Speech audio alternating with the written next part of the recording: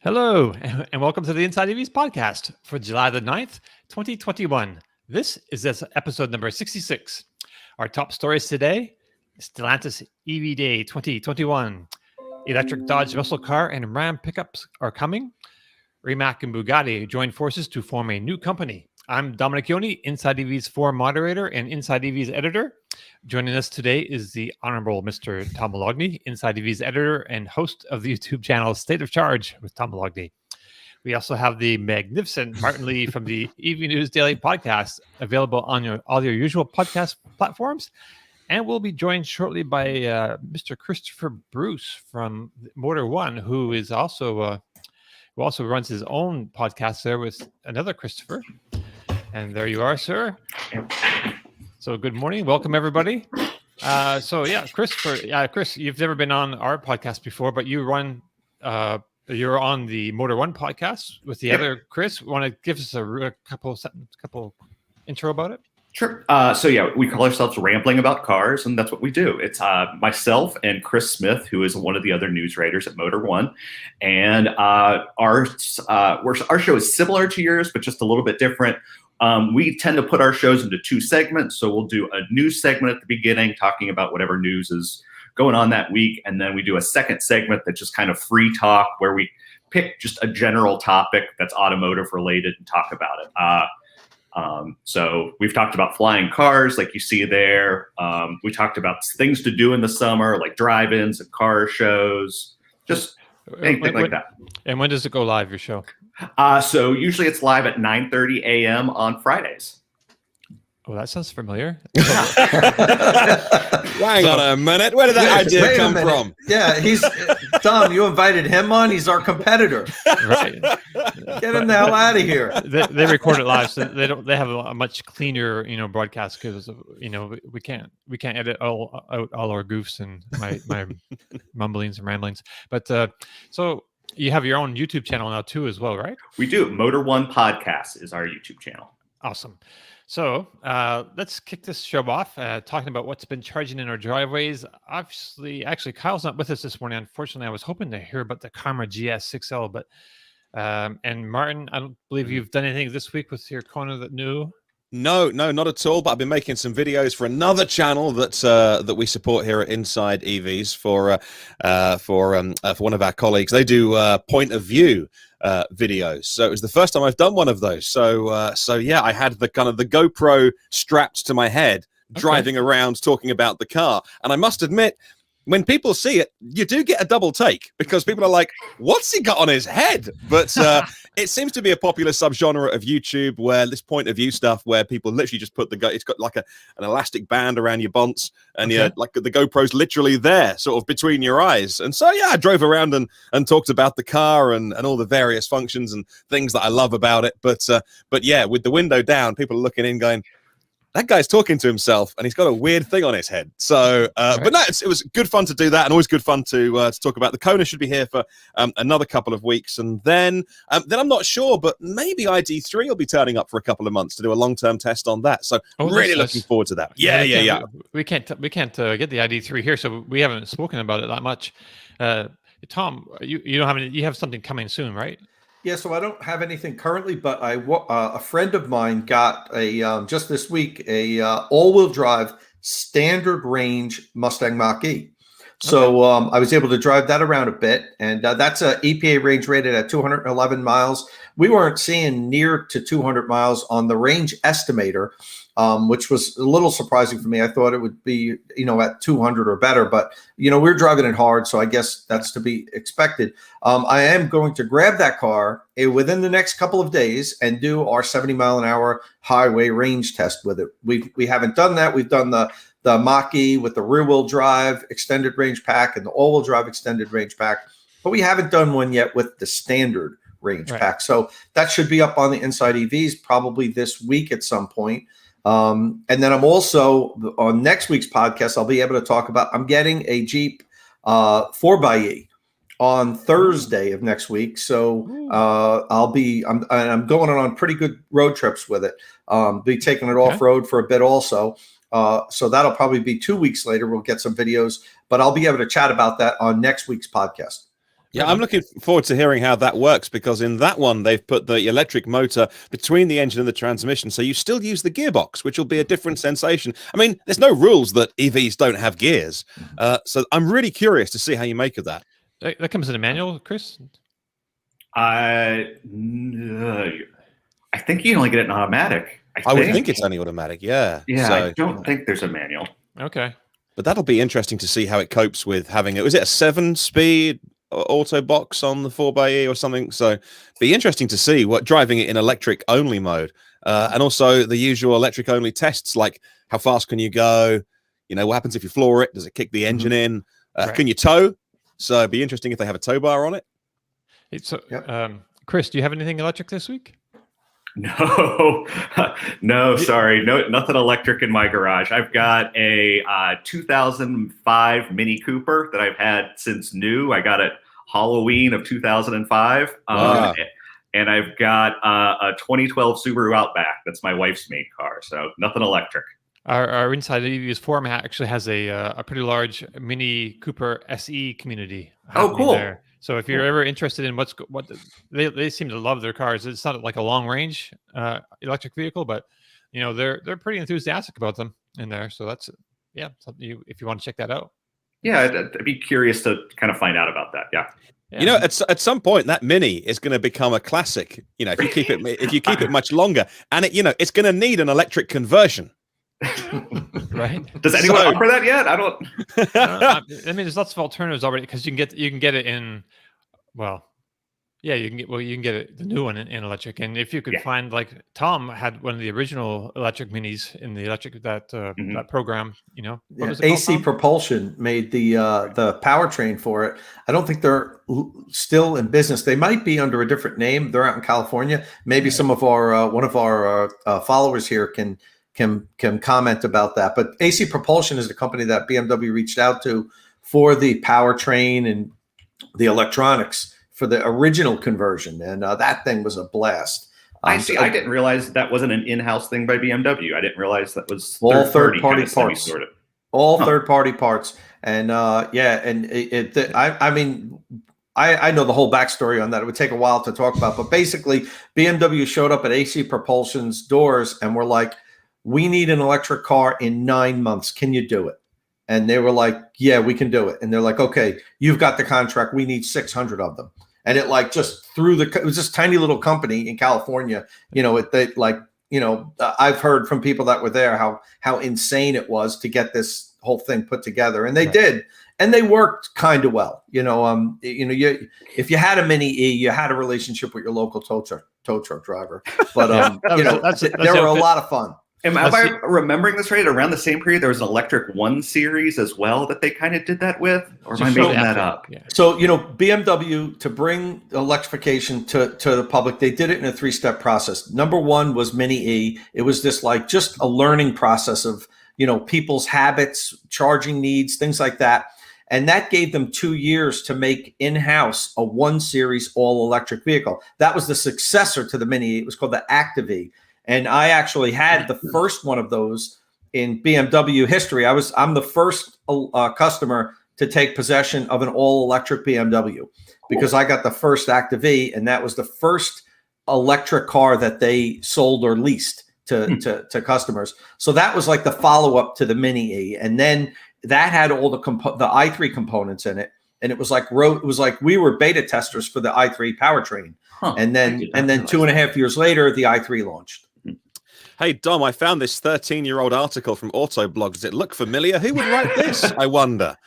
Oh, Mini gets his guts from AC Propulsion, not Tesla. Wow. Yeah. Breaking news. That's 2008. That was breaking news at Autoblog in 2008. That takes you way back.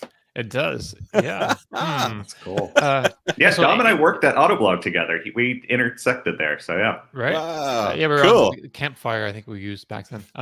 So AC Propulsion, just to circle back, they also are the company that Elon Musk wanted to use their drivetrain or their car. He wanted to buy their car because they had the little prototype demonstrator vehicle, T0, T0, right? I was thinking TC0. Yeah, T0. And yeah, I mean, they turned him down for whatever reason. And yeah, the rest is history. He had to do it himself. So let's move on to the news of the week. There's a lot of it. Holy cow, man. So the biggest news of the week has to be the numerous announcements that came out of Stellantis EV Day. That was yesterday. Stellantis is, of course, the Dutch multinational that came into existence just last January through a merger of Fiat Chrysler and Peugeot SA.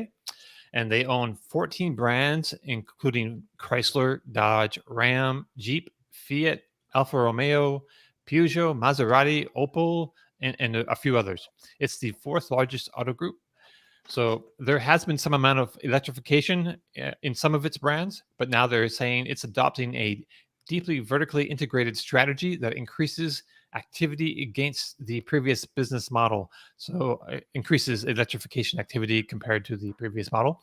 It says, in full execution mode at full speed on its electrification journey, which, man, it had to been really busy to put all this together. If it's only been around for 6 months, this is like a huge strategy, I mean, across all these brands. And it just became a company, a group in like 6 months ago. So it's pretty impressive. So to get all this done, Stellantis is investing $35.6 billion by 2025 and introducing 4 electric vehicle focused new platforms, offering vehicles with ranges of 300 to 500 miles. That's 500 kilometers to 800 kilometers. The platforms are for small or city vehicles, 37 to 82 kilowatt hours. Medium, that's for premium cars, 87 to 104 kilowatt hours. And large, performance and American muscle, 101 to 118 kilowatt hours. And a frame platform, they call it, for capability and practicality for trucks and I assume large SUVs, and that will have 159 to 100 or to 200 plus kilowatt hours. So, covering a pretty broad spectrum of vehicle. The company will use 3 different sets of drive modules. So, a module is basically the motor, gearbox, and inverter. And interestingly, the inverter is basically the same for all of them, with just a few modifications for the different power levels. Because I think the large battery one, the frame one, will be possibly have an 800 volt optional system as well, depending on the size battery. And so the battery packs will be standardized and use one of 2 chemistries to begin. To supply the battery cells, they're building 3 gigafactories by 2025 and 5 by 2030, when they say they'll need over 260 gigawatt hours. So during the presentation, a number of the different brands, 6 of the different brands, had a few minutes to present their take on their electrification programs and present new products. So one of the most exciting for me was Dodge. CEO Tim Kuniskis, I hope I'm saying that right, was provocative with his presentation, insisting that Dodge won't sell electric cars, but rather American e-muscle, which, okay, so all this boils down to Dodge offering the first electric muscle car in 2024. And I think based on all the hints, I think it's going to be called Charger. Please don't call it e-Charger, because that would be terrible. And according to a report from like a month ago, it may have like a 2-second 0 to 60, so very similar to the Plaid Tesla, or less, they say. So there's lots more to come, but first I just wanted to get your takes on the electric Dodge. So for me, because it's still a few years away, I wasn't too excited at first, but then I saw the teaser image where you get this a big 69 Charger vibe. So Martin, can you pull up a teaser of that? Yeah, let me find that. Yeah, sure. Sure. So Chris, did you watch this part of the presentation? I mentioned so. Do you think a 2-second Charger will excite fans if it doesn't make a bunch of noise? So not only did I watch this part of the presentation, I actually wrote it up, our story for Motor One. So perfect. Yeah. Totally. The presentation was interesting in that they put up this big slide saying Dodge will not build electric vehicles. And that was 1 minute of the presentation of a 6-minute thing. Minute 3, they announced Dodge is building an electric vehicle, which it was a little bit of cognitive dissonance there for a second. But then they showed it. It was a teaser, but you kind of got a look at it. Right. And it looks like you said, it looks like it's kind of a second gen-ish Charger with maybe some 70 Challenger lines to it. It looks like it's going to be cool. It's going to be stupid quick from kind of all the rumors we're hearing. Right. This is definitely what they need to do to kind of break into the EV market, because kind of put a big old stamp on it. So, yeah. Right. So you noticed Tim lifted up the cover of the car that was covered in the driveway. Just a little bit. Yeah, I've got it somewhere, but it didn't look like the teaser image that much. It looked, I don't know, it's like it might not have. I mean, it's PR. It might not have been that car, but still. Right. But yeah, so like during that presentation, they have all these Dodges from different eras lined up in this big driveway. I guess that's a Dodge family home or something.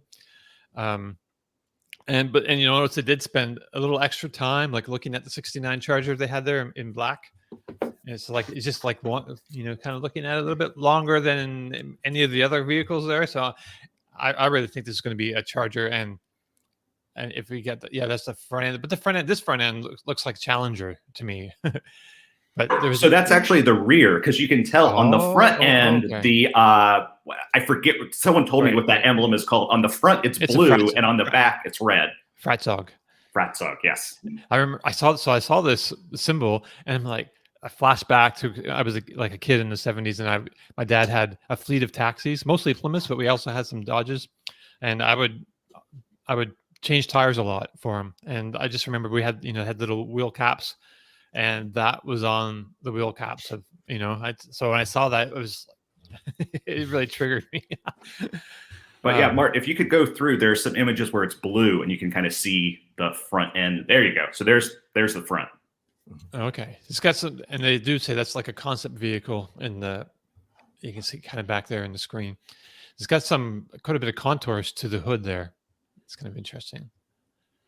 Yeah. So that's exciting. Tom, do you have any thoughts about this? Well, I mean, like Chris, the whole thing about the Dodge will not make electric vehicles, that really turned me off, as you can imagine. This whole connotation that like an electric vehicle is less than. You know what I mean? That like, right. We won't do that because it's not as good as what we've always been doing. But then he goes into the thing of evolution and shows the hammerhead sharks, and so in evolution, the better technology or the better breed, wins. So it's kind of saying one thing and then saying another 3 minutes later. I think whoever the PR and marketing people that put this thing together, really whiffed on this. They had a chance to do something a lot better. And that was just, I don't know, it was kind of perplexing. I mean, I love to see that Dodge is finally going to transition. And, I think they're going to make, they'll probably, the Charger, Challenger, whatever it is, it's going to be a fantastic vehicle. But, to come out and have this thing posted all over that we don't make electric vehicles, it's kind of like, they're getting dragged into it, kicking and screaming. They wanted to let everybody know that we really don't want to do this, but you know what? We have to. And that rubs me the wrong way. Right.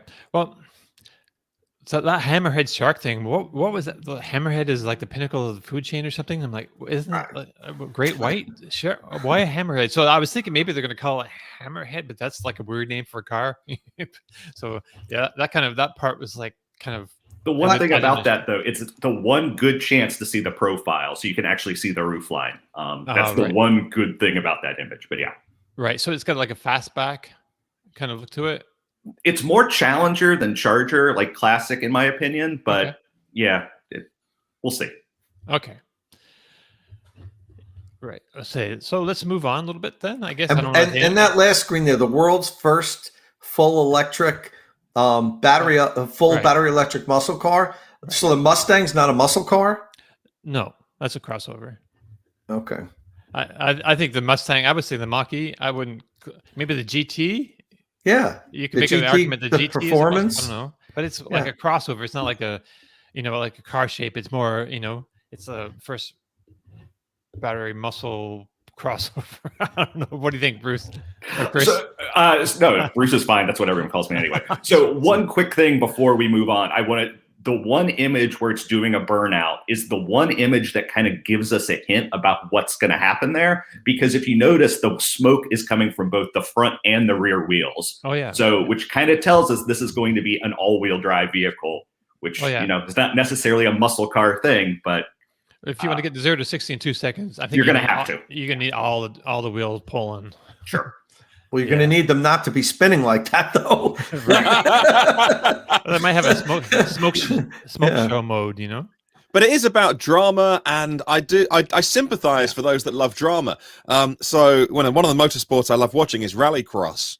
And that's about drama. And I know people who watch it now say that the engines aren't the same as they used to be, but still, it's loud and frantic, and they hit each other, and it's noisy. And, then they have done some trials with electric, because WRX2 is electric this season and before World Rallycross goes electric next year.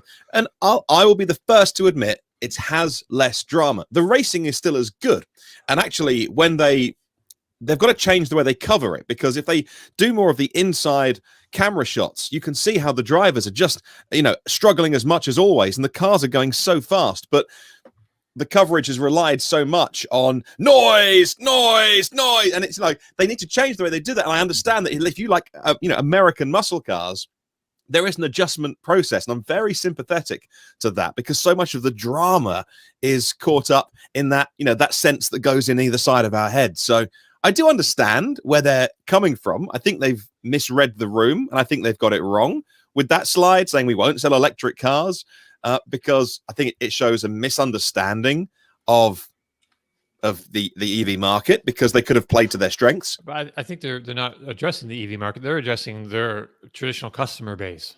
Yeah, but in 15 years' time, there's only it is one market. So it is the EV market. So I think they show although I should say, a presentation slide doesn't show what they really think. Like marketing and PR is one thing, and company strategy is another. And so they might just feel the need to say this, but not really believe it. Or maybe they do believe it. Right. Okay. So I was just going to add that, I think it's going to also be called Charger, because charger, it's, a charger, you charge it. And I think that's just a great kind of wordplay thing that would be hard to, pass up. But like you said, please, no e-charger. No e-charger. Please. Don't do that.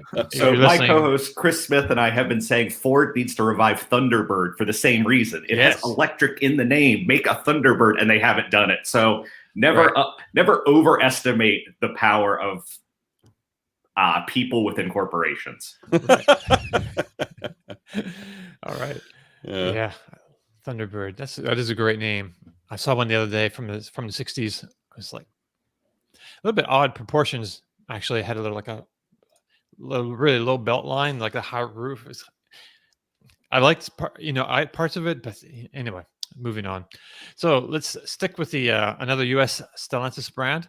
The presentation from Ram was interesting. CEO Mike Koval stood on a stage with 5 vehicles covered by cloths, but of course, which were of course an assortment of different trucks and vans. That's what Ram does. So he talked about electrification a little differently than some of the other brand CEOs, making it clear that they weren't going all electric, right away anytime soon.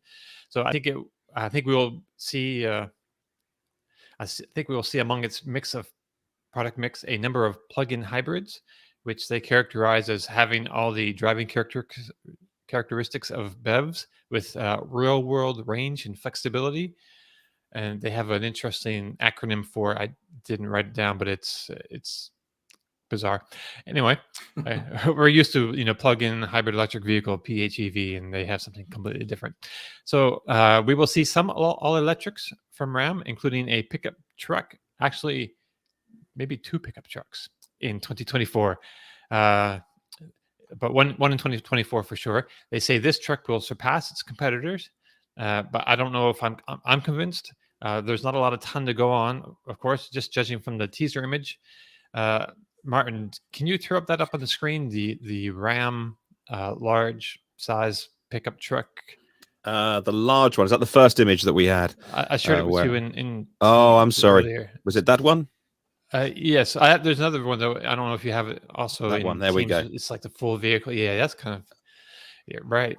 So that's got that Honda Ridgeline thing going on in the back with the bed and everything. But and this is still a concept version. It's not the production version. So it looks pretty good, and it's probably more aerodynamic than some of its the other electric pickups that we've seen. It should have a 200 kilowatt hour battery option. So it might have better range than, say, an electric Silverado, depending on what the aerodynamics of that looks like. As I said earlier, it may have an 800 volt system as well. The weak spot may be charging. As the presentation, they only mentioned like 150 kilowatt like peak charging power. But later on in the presentation, though, when they're talking about design opportunities that electrification brings, and you can help me on my pronunciation here, Chris. Ralph Gillis, is that his name? Oh, you're muted, possibly. You're right. It was Ralph Gillies. Yeah. Okay. He casually mentions that a mid-sized pickup truck, is coming, and they show an image of it. So I think Martin has that up on that's a 1500, but there's also a mid-size, which I believe is going to be. So that one would be on the large platform, I would imagine. So like a unibody version, a mid-size. I'm guessing larger than the Ford Maverick, but maybe what's that Toyota Tacoma size, possibly? The Dakota. Dakota. That's right. Yeah. Oh, so yeah. So I don't know if anyone really mentioned that. Yes, did anybody at Motor One write that up yesterday? Yeah, we covered this as well. Yeah, the mid-size pickup. Oh, we just covered the thing as a whole. I think the mid-size got mentioned in there, but okay. We didn't specifically do a story on it. But yeah, what was interesting about this is that Ram especially has been very, very slow to go both hybrid and fully electric. And so this came as a big surprise that not only are they doing one for sure, but kind of teasing a second one. That is not something that was expected, at least by me. And I, cover these guys every day. So they kept that secret really well. Right. But I mean, they did talk about, having a mix of product and, a lot of emphasis on capability, which, translates to me as like range with towing, flexibility different. So that tells me, hybrids, plug-in hybrids, and they announced the one full electric. So they have like a number of different vehicles that have like at least three, the Ram 1500 pickup truck, and then there's 2500 HD and 3500, I guess, and larger. That's a dually. Right. So yeah, they have a full range of vehicles that they're going to start electrifying, but not necessarily going full electric right away. I think later on they said maybe by 2030 they would have an electric version of everything. I didn't look at that, but it sounds likely. Okay. All right. So Tom, do you like what you see there in that full-size truck teaser at all? It's a little concepty, but you can kind of see where they're headed. Or would you prefer something like the mid-size one that looks more like utilitarian? No, I think it looks cool. I mean, we're not going to get that as the production vehicle. Obviously, that's their concept. But I like the direction they're going in. It looks, it has a futuristic look, but it also retains, like, I think the Ram feel, especially up front. Not everybody wants a Cybertruck. So, the manufacturers, I think particularly pickup truck section, are gonna stay true to the brand, like Ford with the F-150 Lightning. We haven't really seen the Silverado yet, but I expect it to look like a Silverado, and I expect the Ram to look fairly close to what a Ram looks like, maybe just a little bit more futuristic, and that might just be what the next generation Ram looks like also. It might not just be the electric. They might not have a completely different body for the electric Ram. This might be, a little bit a peek into the future of what all Ram trucks look like, at least the design language. Yeah, Right. you know what's interesting about the presentation is that slide where they talk about concerns, and it just seems like it's been done by, focus group, like as in they've gone to their customers and go, "What are you worried about? What are you concerned about? Like EVs are going to be bad, aren't they? So what stops you? What worries you? What's on your mind?" And then they have to make a slide saying they want to mitigate the concerns. You'd never see a slide from VW or Tesla saying, right, here's our new car. We've mitigated some concerns. It's not going to be too bad, actually, guys. And it's a really interesting insight into the mindset of these companies and the staff within them that are perhaps one or two steps behind others and are having to rethink how they phrase things. And then these little, like, they wouldn't have thought about that. But when I see that, it's not a red flag, is it? It's a state of mind. And it's just interesting. And again, when you look at the specs that are in there, fast charging up to 150, that's not that fast in 2024, my friends. That's pretty standard in middle of the decade. I think you're spot on, though, Martin. The fact FCA has been way in the back of the pack in terms of electrification. And I think the merger with PSA to become Stellantis, that is helping to push this now. Because before, even if you look 3 years ago, they just were basically ignoring that market. They didn't really care. So it's finally changing. So I think that's exactly what it is. They're not used to this, so that's how they're presenting it. Martin, can you pull that slide back up? Yeah. Okay, to your point, even more, you mentioned it's fast charging up to 150 kilowatts. Look at everything. All of that is like what other companies took on years ago. True. There's nothing there that they're tackling customer concerns that other brands haven't thought of. Ooh, it has dynamic range mapping. That's fantastic. That's 2015 technology. A charge station locator. Oh, that's amazing. It will predict your range, your dynamic trip energy prediction. Surely that's fantastic. So it'll tell you how far you can go. That's cutting edge stuff. It'll connect to your smartphone. You can precondition it. Wow. I mean, we're talking 21st century stuff here, and it'll even have different drive modes. So listen, they've got everything covered. It's amazing that some of the other companies haven't thought of these things yet. So Chris, do you think they had this program already under do you think they already had this program underway 6 months ago, or is this Carlos Tavares, who is the CEO of Stellantis, give them a kick to get them in the action, and this is the product of a few months of hustling to get this put together? I want to say I hope they had it in plans before that, but if I was in Vegas and had to put down money, I would guess that this was, like you said, a 6-month thing. Okay. I just don't think they've really cared up until now because they sell a ton of Ram trucks, and their buyers, at least at this point, haven't been knocking on the door and saying, "Hey, we want a plug-in hybrid or electric version." They have the mild hybrid, the ETorque system on the Ram, and that's been enough. So So Ram does have some amount of electrification already, right? So that has a small. It's like a standard hybrid, though, right? Basically. No, it's a mild hybrid. They call it ETorque. It's available on the Hemi, and there's no power advantage to it. I was just looking at this yesterday for a story. I believe it increases fuel economy by 1 in the city and 1 on the highway. This is not cutting edge stuff. There's no extra torque at the low end or anything? I don't believe so. Why would you do that? Oh, God. But this reminds me of the famous example with Steve Jobs when they were inventing, it was either the iPhone or the iPad, but something that didn't exist at the time. And he was saying, Apple would never use a focus group. Every other tech company would ask their buyers, "What do you want?"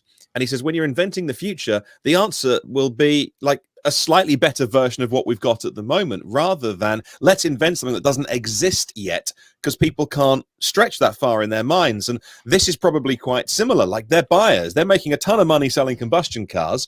Their buyers are not walking into dealerships and saying, "I want a 500-mile EV, et cetera, that's, it's going to run power off the back of it. I can run my home bi-directional, 800 volts.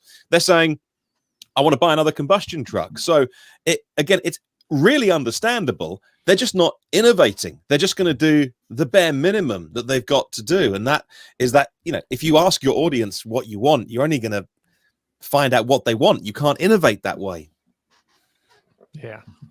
Yeah. I mean, the whole presentation from all the different brands, there's pretty aggressive about, being as good or better than their competitors. That was like a common refrain.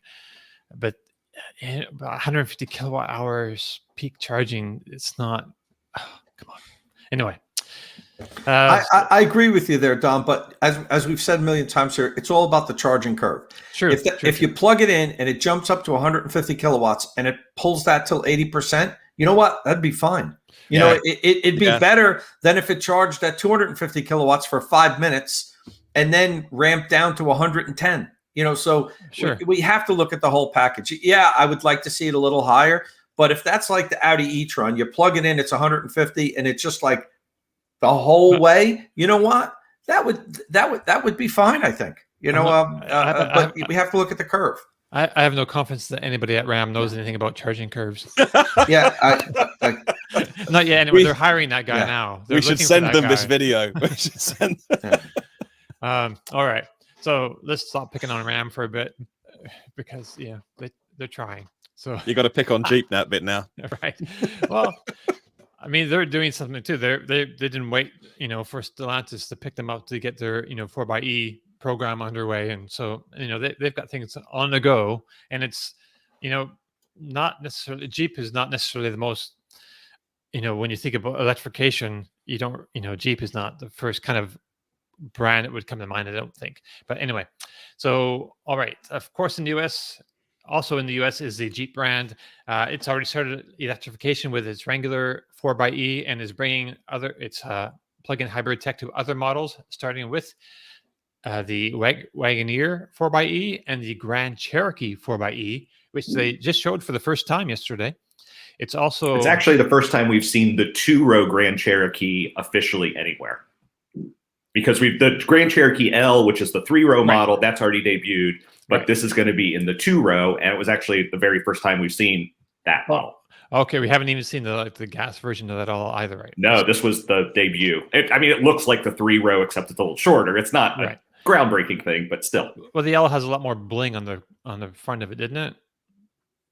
If you get a higher trim level of the Grand Cherokee, it's going to look pretty much the big difference is just the extra length at the rear. Okay. Yeah. Right. And it's already also said that it will make an all-electric Wrangler. So during his presentation, Jeep CEO Christian Meunier made it clear that Jeep was moving toward all-electric, but they didn't offer a specific timeline. They did, though, show some neat EV and EV-adjacent technologies, including peer-to-peer charging, drone pairing, and off-road autonomous capability. So that was kind of neat. They demonstrated where this could come in handy, showing a couple climbing up some terrain and then the Jeep coming to pick them up at the top of the hill. So at the end of the Jeep segment, there were some vehicle silhouettes shown, and the last one has been raising some eyebrows. I don't know, Martin, do you have that handy?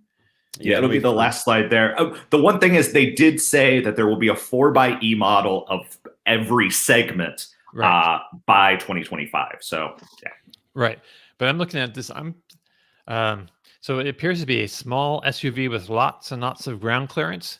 It appears to be smaller than the Jeep Renegade. So I'm wondering if it's not possibly like Suzuki Jimny size or something. Could be. That'd be fantastic. I would love. Yeah, this one caused a mystery. We were talking about it in our chat room at work, and it looks Renegade-ish, but it also looks shorter and looks like it would be a 2-door. And the Renegade doesn't have a full-size spare on the back like this one. So, like when I wrote it in the story, because I wrote this up, I said, well, maybe it's just a stylized image that they were doing, or maybe they're teasing something. It's not really clear, but it doesn't look like any existing Jeep. I think they're teasing something, and it's got more ground clearance than any Renegade. Yeah, definitely. Right, that's kind of nuts. So, are there any 4x4s sold in the U.S. like this size anymore? No, they don't sell a Jimny not like anymore. A true 4x4, not like a Jimny type thing. No, right. Yeah, I live in the South, and I see Jimnys all the time down here. They're still around and kicking, and people love them. So do you think they could sell enough of these to be profitable, like a small 4x4? I mean, if you market it right, I think you can sell just about anything. I think there is a desire to have, a smaller, more nimble 4x4 for some folks. I love the Jimny. I would love to have a Jimny. This almost reminds me of like a Jeep CJ3, which was the smaller version of the CJ5 in terms of idea. So almost like a baby Wrangler. And yeah, fuel efficient, based on this, could go off road. Like that definitely, I think you could find people who'd be into that. Right. So Tom, any thoughts on the Jeep presentation? No, I mean, it's not surprising. I mean, we know, like even with Dodge, it's great to see it, but this had to happen. It was just a matter of when. And Jeep with their first plug-in hybrid now, that's just the tip of the iceberg. To be competitive at the end of this decade, you're going to have plugs cascade across your product line. So nothing really exciting came from this for me. I would like to hear more about the first all electric Jeep. I think that is going to be something that people are going to really like. But we know it's coming, and hopefully sooner than later. You think that picture there? That go back, Martin. So what is that vehicle? So that's the same vehicle in the next image. That's concept that they're calling. Because I didn't watch this presentation. Okay. Yeah. So there's a better look at it. I got you. Yeah. Okay. Just go watching it kind of just drive autonomously, like nobody in the driving, just like driving along. It looks pretty cool. That's cool. Also, one little party trick they showed later on is that the seats all fold flat, like right flat, and you can do that with maybe the traditional Wrangler you could do that as well, but I was just thinking maybe the electric packaging made it more feasible. But yeah, they showed a couple like laying straight down glass. Well, in the video though, the Jeep is moving, so you can't see it here because it's a still. So it is autonomously moving, and the people are laying down stargazing. Right. Yeah, that's pretty. I mean, that'd be a pretty cool. Yeah. I don't look for it to happen anytime soon, but that'd be kind of neat. That's level 5 stuff there because So definitely. But we were talking about that, and my boss Brandon Turkis brought up: would autonomous off-roading be easier than on-road? Simply because there's less stuff moving around. If there are obstacles, you can see them. The sensors can pick them up, but it's not like you have to worry about a car in your blind spot or something like that. So I think if they mapped out, I believe was it Hummer or GMC for Hummer has mapped out certain trails, like with I don't know if it's satellites, but they have like high resolution mapping of certain trails. So in those situations, I think you could do it in some sort of autonomous driving. But I don't think I could plot a course through the woods and find you somewhere. Right. I think you would need a really defined kind of roadway or trail or something. And the terrain changes, like trees fall down, and obstacles come that on the roadway don't normally show up. So I think that it's easier in some ways, but it might be more difficult in other ways. Yeah. Hey, so this whole thing, I mentioned one of the brands that Stellantis owns earlier is Chrysler. That's a brand we didn't hear anything about yesterday. I didn't notice it. Maybe I missed it. Did you hear anything? So I wasn't able to watch the whole presentation as it was live streamed because I was working on writing the stories. But there was a point where they teased something from Chrysler. It was a new vehicle. It's got this weird like mustache grill. Oh yeah. I can look and try to find a picture of it, but it wasn't. As far as I understand, it was like basically in a montage of here's what's happening. But no, Chrysler did not get its own section like Ram and Jeep and Dodge. Right. So yeah, is Chrysler considered premium now? Well, I can't even think what the heck they make. Should it be? Yes, it's basically Chrysler at this point in the United States is a minivan brand. They have the Pacifica Hybrid, and the Voyager. Right. Some nice Pacificas.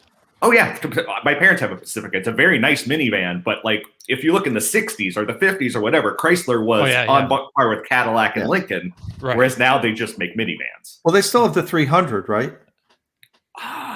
I'm I pretty don't sure know they that still they make the sell that Chrysler. many of them. I mean, heck, do they offer it? Yes, but Okay. has that vehicle got any attention in decades? No. Yeah. Right. So yeah, that's an open space for them. So they need, that's something they don't have in any of the other portfolios, is a a premium sedan, and so that's where I think Chrysler will niche itself in there. You're preaching to the choir, man. I have had this idea for Chrysler for years that they kill Chrysler for 5 years. They move the Pacifica to Dodge, since that makes sense. They kill off Chrysler for 5 years, and in 5 years they bring it back as a full EV super premium brand. Yeah, that's interesting. That's an interesting. Yeah, I like that. I miss Plymouth. Anyway, so let's move on a little bit. So 2024 is the magic electric year for Stellantis and Fiat, which already has the 500 available in electric only, and they'll offer an electric version of everything it sells by that time, 2024. It says it will go all electric between 2025 and 2030, when it says it can offer EVs for the same price or less than internal combustion vehicles. So also Abarth, which is the performance arm of Fiat, will be electric only by 2024, which makes me wonder, is there an electric Abarth Spider coming? That's the two-seater convertible, and a niche that kind of remains unfilled in the electric world. Kyle's smart 242 Cabrio and the 500 Cabrio notwithstanding. So Martin, do we dare hope? Yeah. One thing, the 124 Spider is dead, though. In Oh, the US. They are not making that anymore. So right. It would need to be something totally new. They could, but don't crush my dreams.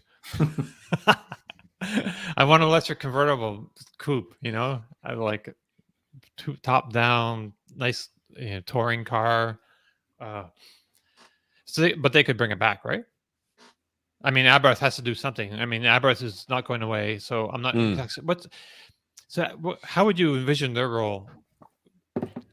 An Abarth role in this? I mean, historically, it's been the hot version of Fiat. So yeah, just make Fiat 500s go faster.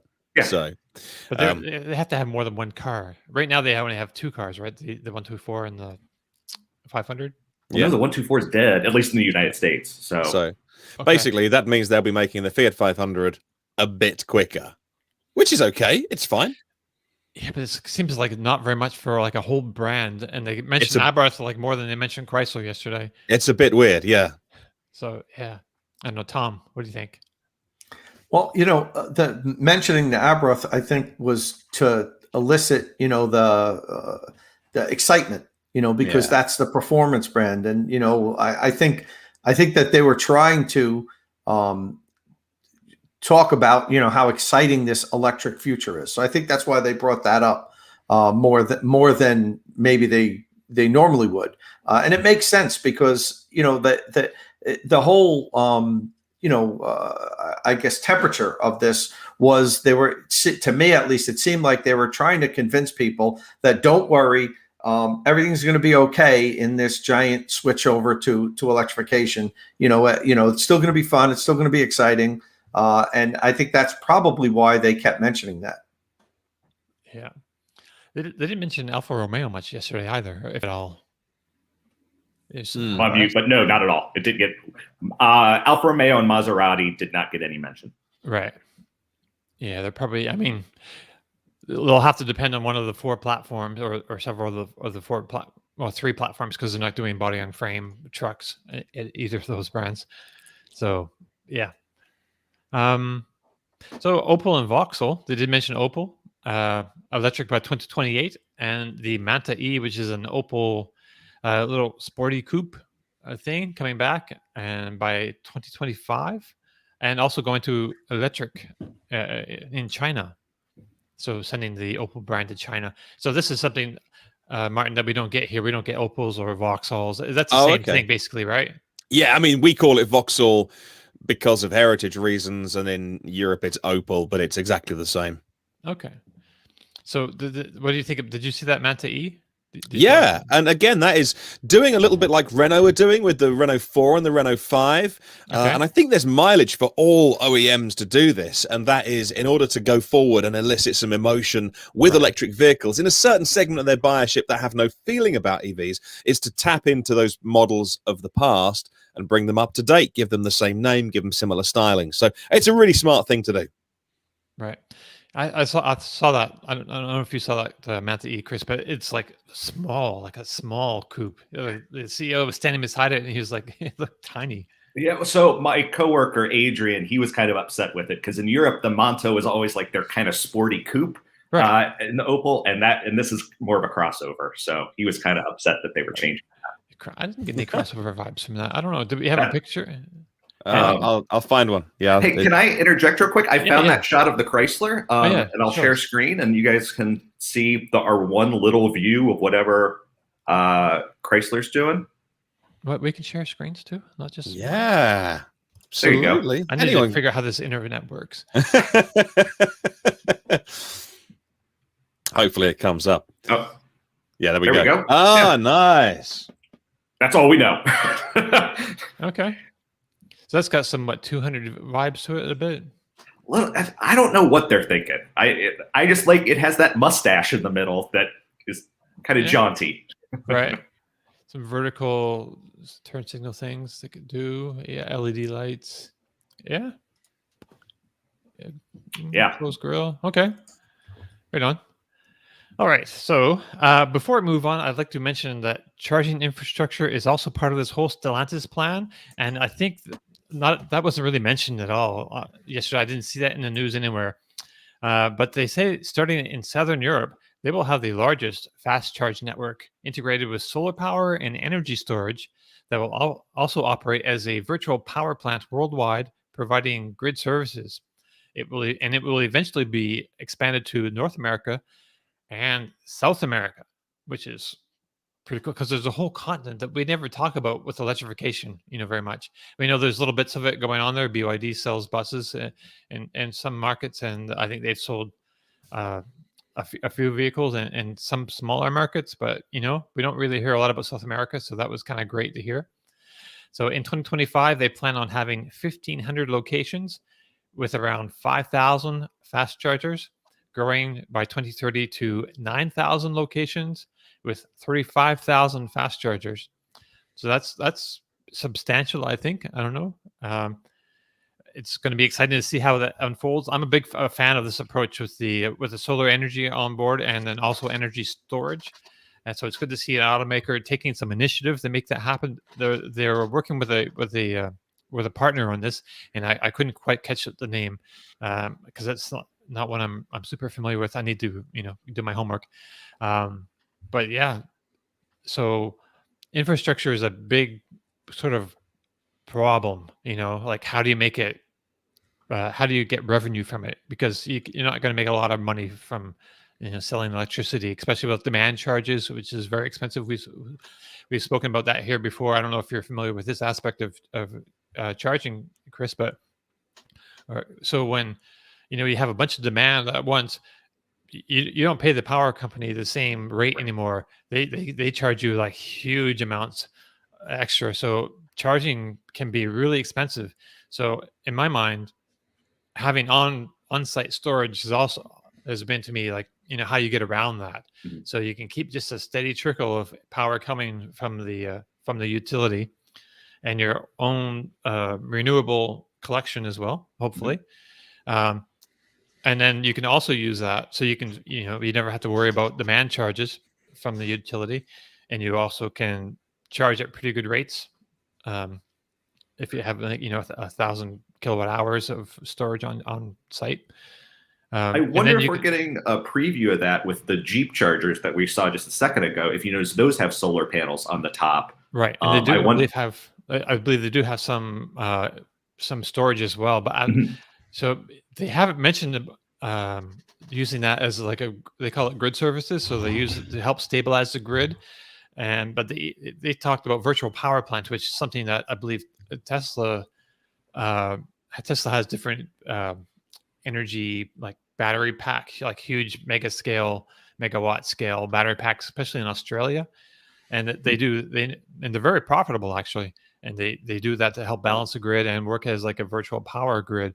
So I don't know, Tom, you're yeah, I mean, I agree with you that that's the future and that's the best model. It's currently super expensive to employ, though, and that's why we don't see it in more locations. Electrify America actually buys Tesla on-site energy storage, and there's quite a few Electrify America sites, not nearly all of them. I mean, maybe 5% of their sites have on-site energy storage, and it's just for that reason that it reduces their demand costs. And I think it's kind of like a pilot program with Electrify America now to see if it's going to pay off in the long run or not. I know there's a couple of locations near me here in New Jersey that actually have it.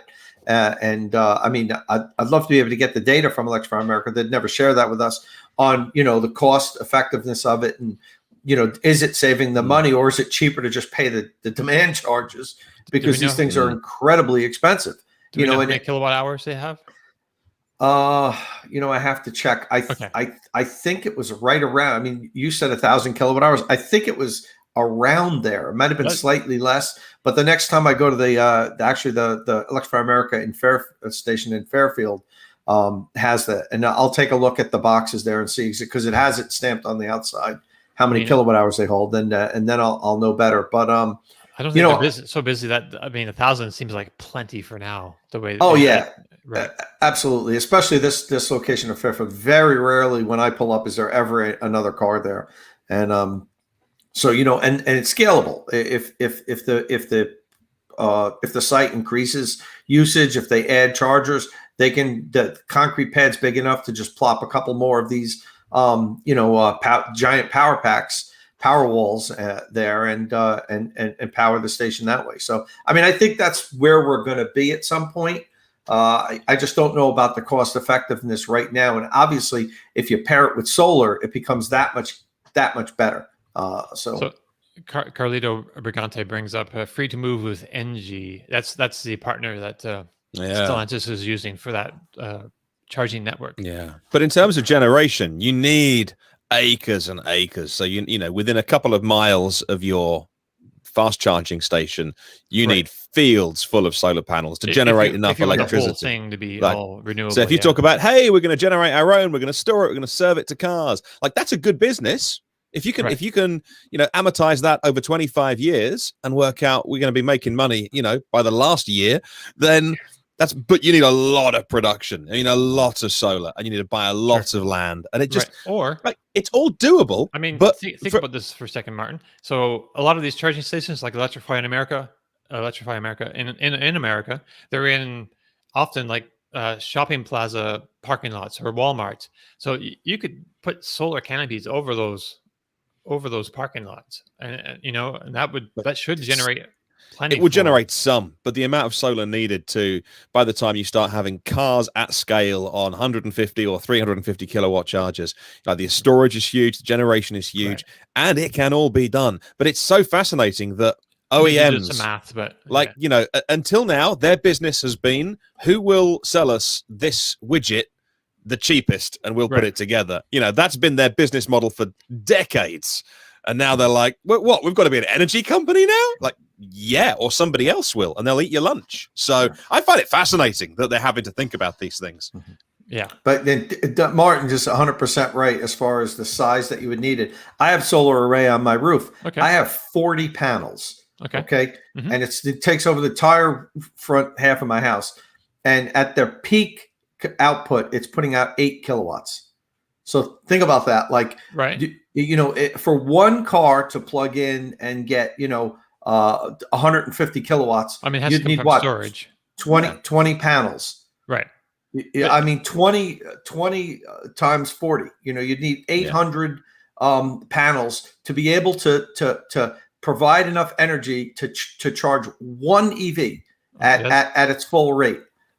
That's my homework for the weekend, I guess. So figure out how much generation you can get from a parking lot, like a shopping. Or covering a mall in the roof. just cover the roof in it. Yeah, there's also the roofs, but in the middle of cities, but still, it's just so much. If it sounds great on a press release or a slide, like we're going to generate renewables and store it and serve it.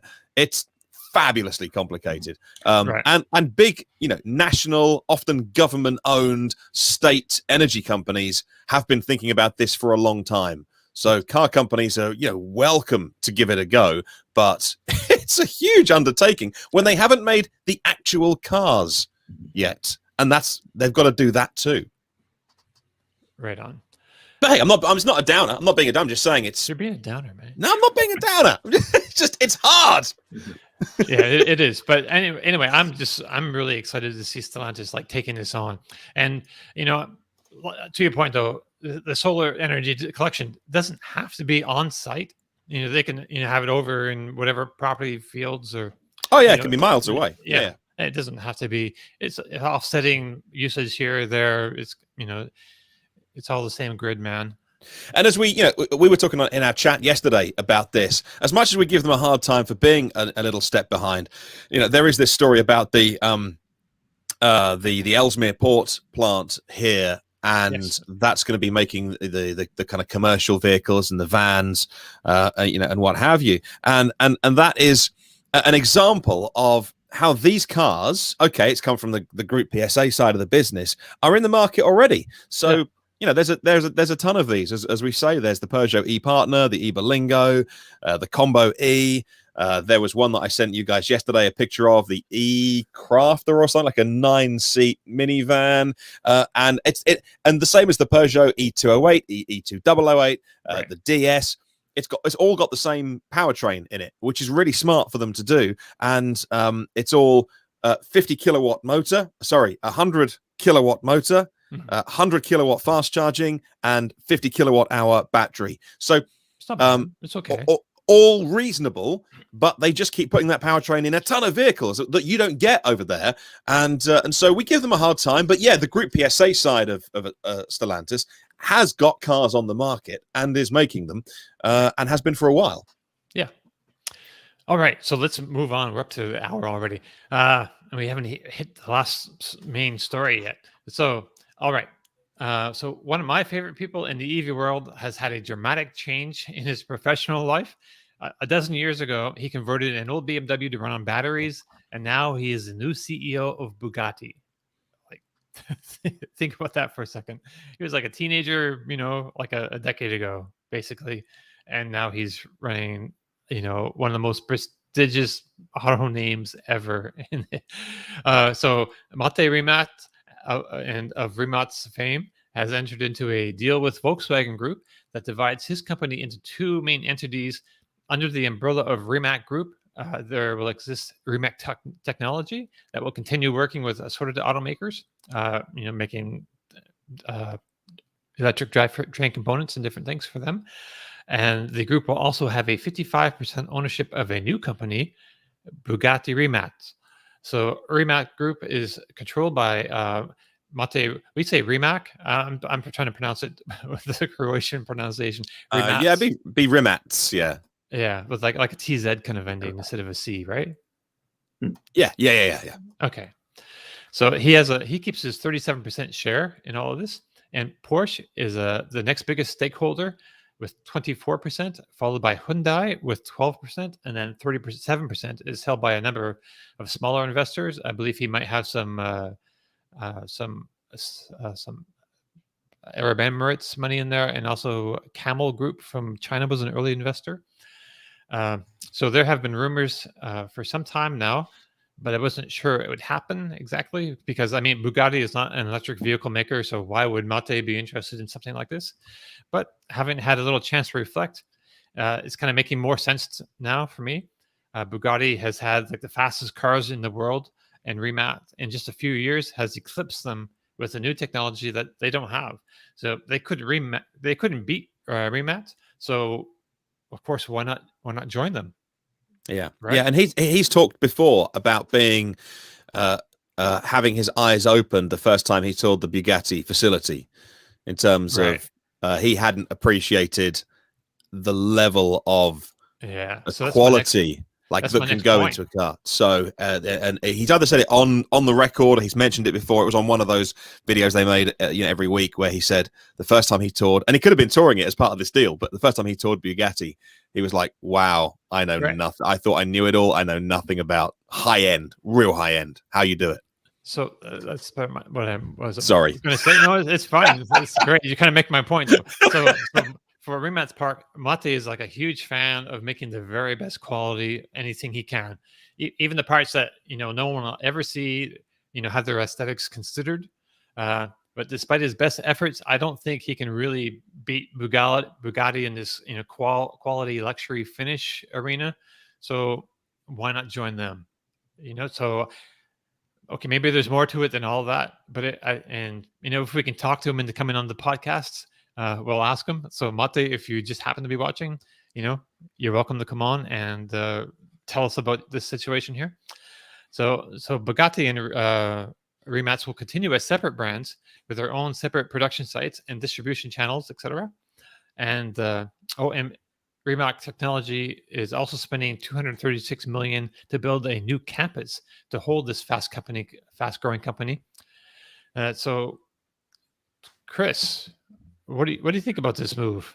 How do you think Bugatti owners feel about this move? Oh, but Bugatti owners don't care. They're still getting great cars. That's no, they're still going to get fantastic deals. So I look at this deal and it makes me big ups to Mate Rimac, like. Congratulations. That's a huge thing. But looking just at like the numbers on this deal, I feel like Porsche is getting kind of the best end of it. Because at least the numbers that I saw. So you mentioned 25% ownership of Bugatti Rimac.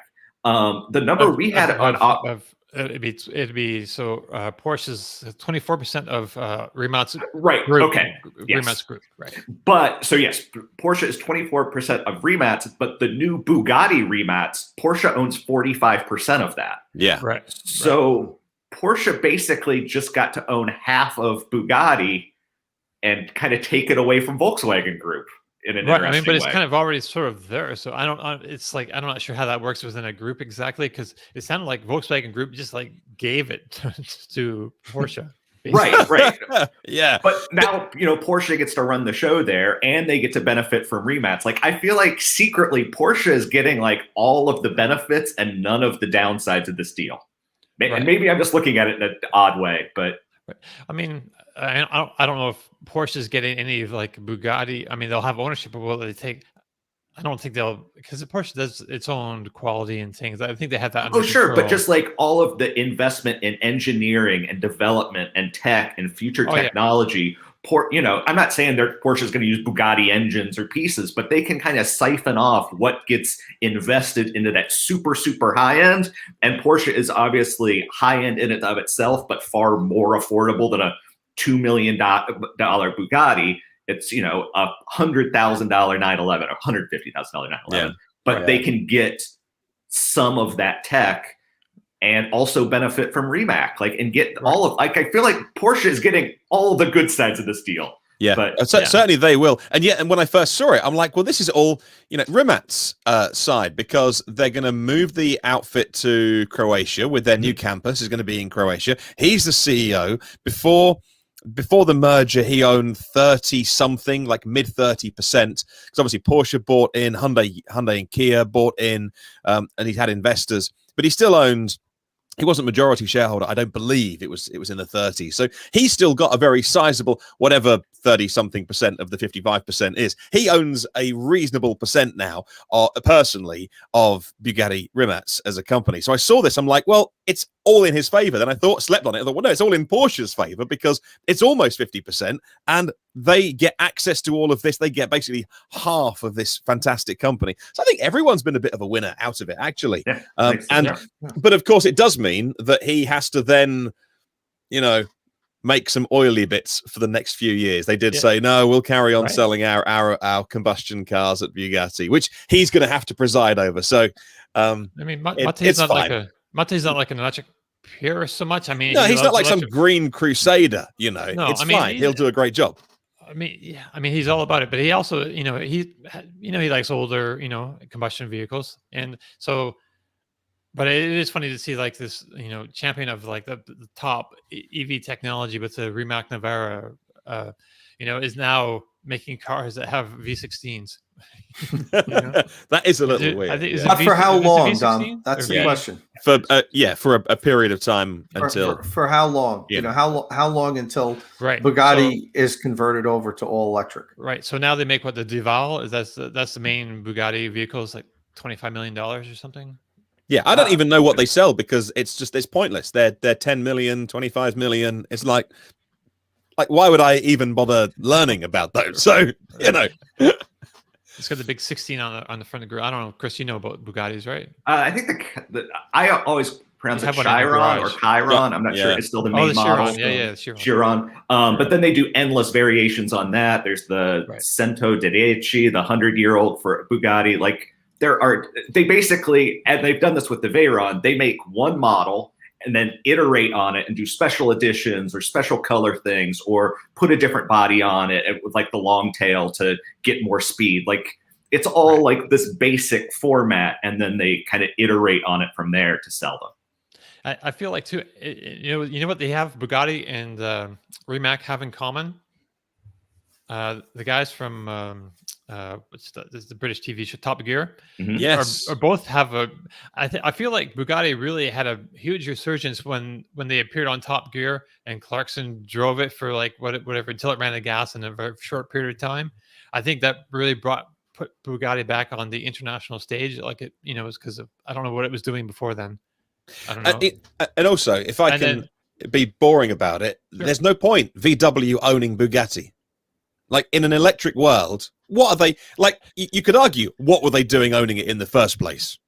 Right. So whether it was a passion project of was it Ferdinand Piche whenever Bugatti was rescued in the 80s or 90s and bought by VW, but in an electric world, what were they doing owning it in the first place? So get shot of it, it's still theirs, but arm's length. Right. Get on with it because it shouldn't even be on their radar. And there's a couple of other companies they got that shouldn't even their job is to make ID3s, ID4s, Skoda Enyaqs, etc. Oh, they won't be around in 10 years. So just to finish my point real quick. Sorry. No, it's okay. So I don't know. In my mind, like Clarkson and Top Gear, they sort of put Bugatti really brought to the forefront of public auto consciousness, with that insane performance that and then so with Rimac, they also, I think the incident that really brought Rimac to international fame and attention was when the Great Tour, what's his name, Hamster, Richard Hammond wrecked it on the Grand Tour on the hill climb. Yeah. Drove it off a cliff, like one of the 8 concept ones, and rolled it and crashed and right. So because we all knew about Rimac before, but the world at large did not. I don't think it's a small company in Croatia making a handful of electric cars, maybe, who knows. But yeah, that really propelled them to, I think, international fame and consciousness, and it was a huge moment for me. It was kind of sorry, I think Richard Hammond got kind of banged up in that, but he's okay now. But yeah, it's kind of an interesting little tie together. So I'm not sure if there's another point that I wanted to follow on with you, Martin, your point that you were making earlier. And just super quick history. So before the Veyron, there was the EB110 from the mid 90s. Right. And that was owned, at that point, Bugatti was owned by someone in Italy, maybe De Tomaso, I forget exactly. But then, like Martin was saying, Ferdinand Piech, he scooped up the brand and decided that basically his passion project was to make the ultimate fastest car in the world. Right. And that brought us the Veyron. So. Right. Yeah. Just Bugatti is such a great, I'm glad that someone's kept it alive because it's got such a great heritage, and yeah, it's just one of those iconic brands. Mm-hmm. All right. So let's move on, I think, unless anyone's got anything else they want to say about this. No, we're tapped out. Okay. So according to unofficial sources, speaking to Reuters, Volkswagen is looking for a co-investor for its wholly owned Electrify America subsidiary. So I don't know what there is about, the whole scoop on this. Electrify America is currently one of the largest public fast charging networks in the country, with some 635 stations and 2,850 individual chargers, many with an output of up to 350 kilowatts. By the end of this year, the number of stations is expected to increase to 800, with 3,500 individual chargers in 45 states. But let's see. There's not been, so Reuters reported that Volkswagen is working with Citi, that's a banking group, to find a co-investor that would agree to invest $1 billion in Electrify America. So the investment plan is for 2017 to 2026. Oh, that's the original investment plan is $2 billion to up until 2026. But they really need to expand. Like, I don't know. But for its part, I think Electrify America, they're not really talking to sub. They didn't come out and they haven't really said anything. Tom, have you've spoken to them? Yeah, so I reached out to Electrify America when this story hit, and they really didn't want to talk about it. It seemed to me that they really weren't happy that this got out. Like, it wasn't supposed to be something that was going to be talked about at this point. So Right. I asked for comment on it, and I did get a response, but it's not much. Basically, as you can read up there, Electrify America. Read it for our audio audience. Yep, Electrify America, the largest open DC fast charging network in the U.S., is accelerating the rate of charging infrastructure installations across the U.S., currently with more than 630 charging stations and over 2,700 individual chargers at those stations. We are focused on having about 800 stations and 3,500 chargers by the end of 2021. We have nothing to share beyond those plans. So, basically, we don't want to talk about this. We're not happy that this has gotten out there at this point. To me, it's not surprising because, as you mentioned, Dom, the whole Electrify America plan is a 10-year plan. They were ordered to invest $2 billion in infrastructure and education on electric vehicles. And that started in 2017, and it ends at the end of 2026. So we're nearly halfway through this cycle. And then what happens? When 10 years is up and all the money is spent, if the network isn't incredibly profitable at that point, which it probably won't be yet. What happens? Does Electrify America continue to expand their charging network? Do they fix stations that are broken? Because we know that happens. Sure. So it makes sense to me that they need more money. Yeah, they're going to need more money. Now, does that come directly from Volkswagen Group, who has been the one that put up the $2 billion? Or do they go out and seek partners? I don't know. We don't know if this Reuters story is true. Right. Usually where there's smoke, there's fire. It probably is true, but we certainly, I think if it was blatantly false, Electrify America would have told me that and said, look, that's wrong. Tom Reuters got it wrong. Please inform your readers. So it sounds like they are going to, take an investment. Of Volkswagen might have said, you know what, $2 billion is enough. Let's bring somebody else in, and give them a piece of the pie. Yeah, I wish they'd asked me about it because I have opinions. I think they should partner with several different, fast food outlets like PepsiCo, so Burger King, McDonald's, Arby's. So for different locations, they can have like a standard pad plan. So 4, 5, 6 different stores of different types, varieties, food, other services. And so on this similar pad, same package, you can plug in a Burger King or a McDonald's or whatever you have for whatever location. And so they can get investment from these other companies and build together, because you're going to have people coming to chargers, say along the interstates, especially. This is in my mind now, I'm always thinking like on the interstates or just off the interstates. So, people will come in and, eat and charge at the same time, or take advantage of whatever other services I can think of. I'm not really sure. Dom, aren't you describing a truck stop? I am, but with plug-in modules, so that the investment is shared amongst a group of companies, basically. Yeah. Personally, I don't think they need to partner with the restaurant groups to get that. They're going to get it anyway.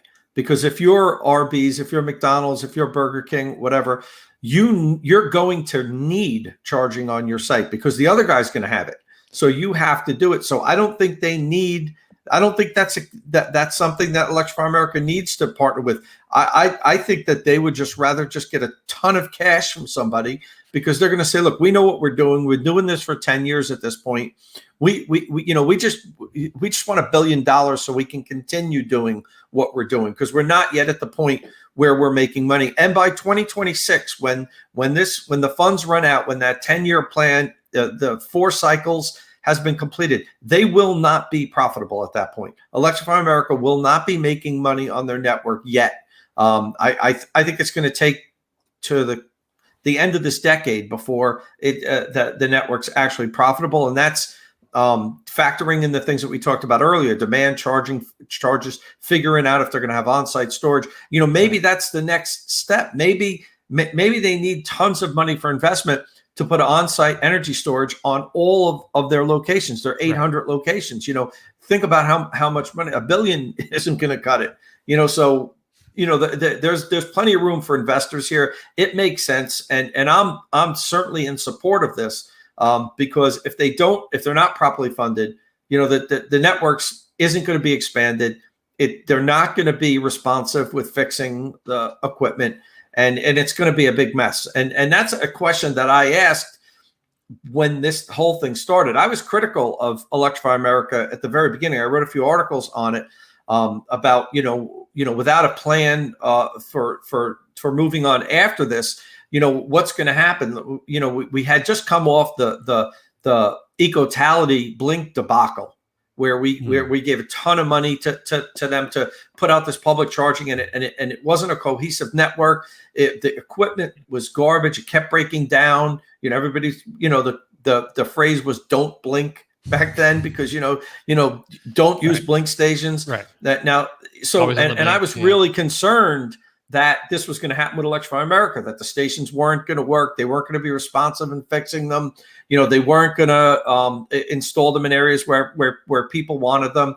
And that's still a question to me. What happens beyond this funding? And it looks like they're starting now to plan for that, which I think is a good thing. Right. Yeah, definitely. Okay. So I need to move on real quick. I just have a little bit of time left. So BMW i3 production for the US is reportedly ending soon. Sad trombones. Tom, do you want to say something real quick about this? Sure. And so, I was the first person to take possession of an i3 with range extender in the US back in 2014. I own 2 of them. I know people might look at the i3 as a quote unquote failure. I don't see it that way at all. I love this thing. Every year, BMW sold more i3s than the previous year. Now that might have ended last year during COVID. I don't have I didn't have the total sales numbers for 2020, but I know up to 2019, every year they sold more cars than the previous year. So, BMW learned a lot about the use of carbon fiber. That's going to cascade across their product line for many years to come with the i3. People that own them love them. So many people that had i3s owned multiple i3s, like I did. I know somebody that owned 4 of them. The Nice. BMW blog, Horatio, that runs BMW blogs, owned 2 of them, and one of his writers has owned 3 of them. And you don't get to be any more hardcore BMW fans than those guys. So it's kind of sad. It's not unexpected. It wasn't a perfect car, but it certainly, my wife still misses it. She preferred driving my i3S over my Tesla Model 3.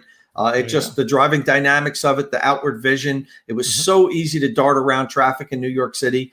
So, the i3, I think it's going to be a car that people love and drive for many years to come. And I might even pick up a used i3S a few years down the road when you can buy them for like 10 grand. So, I almost bought one instead of my Spark when a summer or 2 ago. It was like just $12,000, I think. There was, it wasn't a bad deal. I wish they would have launched with a sport version, the i3S. I wish that should have been available right from the start, because I had it, and it was the back of it. so much of a different driving dynamic with the different suspension, the wider track, the wider tires, and the sport driving mode. Right. It totally changed the car, especially at high speeds. And that's a shame that BMW didn't launch it with that, because they certainly could have. That was one of my big disappointments. So I do have my i3 shirt on today, and I have my little my i3 swell bottle that BMW gave these out to the people in the program. You could see I drove a Mini E, so I was a pioneer. Then I had the Active E, so I was an electronaut. And then I got the i3, so I was a visionary. BMW made these for the people that were in their pilot program, from the Mini E to the Active E to the i3, and gave them out. So this is a cool little piece of history that I'm going to hold on to. Right on. Hey, moving along real quick. So we talked about Canoe a couple weeks ago. Really quickly, there was a new Canoe sport vehicle spotted. Looks like it could be, I don't know. That thing's hideous. Yeah. I mean, it's very different. Horrible. It's very different from anything we've seen. So is it held together with black tape? It doesn't. I assume that's camouflage. I'm hoping that's camouflage. Yeah, I'm not exactly sure what the black tape is doing, holding things on. Yeah, there's a few shots. I think that they were not too happy about that being spotted, because they haven't said anything about it. A car. They haven't made an announcement about a car. They've shown like the lifestyle vehicle, which is more, it's got like that, but a higher roof, so more van-like. More like. So is that supposed to be like a station wagon-y type? What segment is that in? So the lifestyle vehicle is like kind of like a Previa in a way, the English kind of van. So this is like a low roof version of that, basically. Huh. I mean, what's the front and what's the back? It puts me in mind. Puts me in mind of the Faraday Future vehicle a little bit, actually. More eggy, but yeah. Yeah, definitely eggy. Anyway, okay. I just thought we'd show that because it was an interesting little thing that You show that, but not the X bus. Come on, Dom. Oh, right. So that was a little. So we were talking about this on the Motor One chat. There's a little company is it Switzerland? Germany. They have like a little. I don't know. Tell us about it real quick. Sure. So it is technically a quadricycle. It does not meet the legal definition of an automobile in Europe. It's only got it? Yeah, it's very cute, and it's going to be modular. And the idea is that the base version is essentially a flatbed pickup with seating for 3 people abreast and just a flatbed in the back. Right. But you're going to be able to buy different modules when you order it. So there's going to be like a camper version. There's going to be a fully enclosed version. The camper has like a pop-up roof. It's just funky and cute, and we were talking about it in our chat. So getting like Volkswagen bus vibes from it. Very much so. Very first like Transporter T1, T2 vibes. Yeah. Yeah. I think Martin's kind of looking for a picture of it. Yeah, I'm having a look right now. I was on the UK Motor One site, so that's not quite the same as our homepage on the US site. Yeah, I can't find it yet, but if I do, I'll bring it up. Go into private chat. I'll send it to you. Okay, cool. But there's briefly too, there's another vehicle that kind of got a do-over, a makeover. So this is pretty cool. If you may know of the name Vanderhall. That's a very small vehicle automaker in California, and they make combustion vehicles, but they also have one electric version of their 3-wheeler. There now, Martin. So they have they announced a while back that they were making this 4-wheeling off-road kind of machine. I forget what they called it, but anyway, they've changed the name now, and it's called the Brawley, and they released some video of it, and it looks pretty sweet. Brand new electric. And it looks like a first-gen Mini on stilts, and I'm not saying that in a bad way. It's kind of cute. Make it. From tab, share. Oh, okay. You do it. Is that it? Yeah, I can see that. Yeah, that looks pretty cool. Oops. I'm not sure if we shared the video. I mean, the sound on that. Yeah, we probably get dinged for copyright or something. Yeah, I mean, this is an automaker's promotional thing, so hopefully the one thing is for sharing it. But just look at this thing. Oh, yeah, that's pretty cool. Yeah. Sand dunes, blasting. Have they made? Is that must be real? They must have made one. Yeah, no, it's definitely it's. Oh, I always just think it's CGI or something when you see these things. Oh, they made one. Oh, well, then I respect it 100 times more already. Oh, right? Totally. I know we see so many, just a Photoshop and renders and Photoshops. Yeah, but this is an actual, running, moving, sand dune blasting, vehicle. That's And neat. yeah, I'm here for it. Cool. Well, there you go. There's the X bus that Okay. Chris sent over. That's. I mean, yeah. Okay. Yeah. That's pretty enthusiastic, Martin. They're built in Germany. It starts at 17,000 euros. Okay. It's supposed to go on sale next year. Like you and I talked about on the line, Dom. Who knows if it's actually going to happen? Like these companies, you never know. But I like the idea. They're not trying to be a Tesla killer. They say like this thing is Renault Twizy like. It's got solar. It's got solar on the roof. That'll keep the 12-volt charged. Look, it's got an iPad on the dash. What more do you want? And it goes 60 miles an hour, right? Top speed. Top speed is 60 miles an hour. That's pretty quick. That's faster than I think I'd want to go in that. Actually, look at those USB sockets. That's horrible. They've just drilled a circular hole in some plastic. Oh, I hope they make it. I love stuff like this. I hope they make it. Right. It reminds me. What's that little French thing that looks like a push me pull you? Like the front and back both look the same. Oh, is it like a 2CV, deux chevaux? No, it's a new electric vehicle. Oh, it's sorry. Low speed. Me.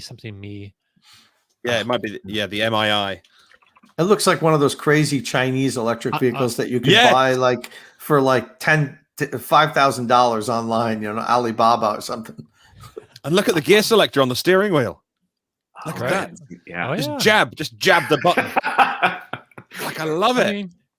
I mean that could be fun. And take it off road too. Is it all-wheel drive? It's got sliding windows. Yeah. Oh, this gets better. I mean, windows are tricky and expensive to do, like a proper window when you're, making a company like Aptera originally, when their first thing, there was a whole debacle with the windows, because people expected roll-ups, but you can't afford roll-ups when you're, starting from scratch and have a very limited budget. So, Brilliant. Oh, I hope they make it. All right. So we should leave it at that. Yeah, we're up over our time. So that brings us to the end of our show. If you have any questions or comments, you can leave them on the Inside EVs Forum podcast thread or on our YouTube or Twitch comment sections. If you like the show, please give us a thumbs up. And if you're watching on YouTube, or a rating if you're listening on another platform. Don't forget you can find and follow us you can find and follow our panelists on Twitter. Tom Malogny is at Tomolog. Martin Lee is at EV News Daily. Chris Bruce is at Chris Bruce 1985. Awesome.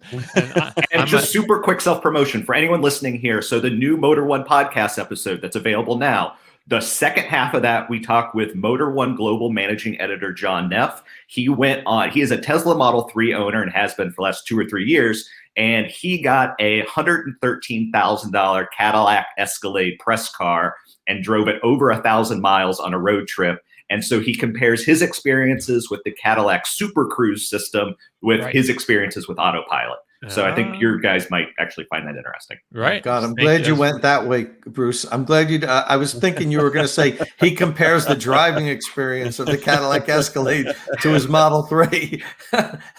I'm glad it was Super Cruise. Okay, that's all I have to say. John's really great. Yeah, he's awesome. So please click subscribe and tap that bell icon for notifications, and we'll see you all again next week. Ciao.